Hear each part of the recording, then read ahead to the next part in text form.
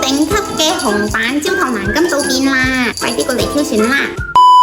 嗱，今日俾大家睇下咩係真正嘅紅板貓，好似呢啲紅板貓呢，身價都差唔多係1皮嘢左右噶啦。咁我哋俾大家睇下點解佢個身價會咁高呢？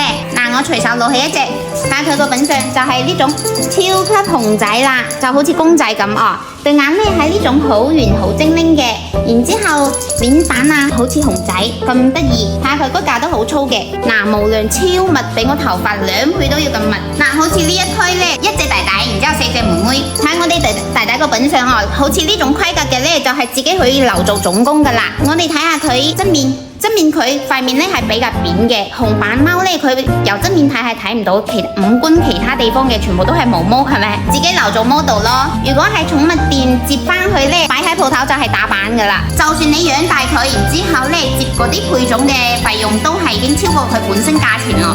另外4隻妹妹都好靚噶，嗱，呢隻係最細嘅紫金色嘅妹妹，然之後其他3隻呢係焦糖色嘅妹妹。嗱，個臉板1比1咁大，有預算但係又揾唔到呢種紅板貓嘅，快啲過嚟鋪頭挑選啦！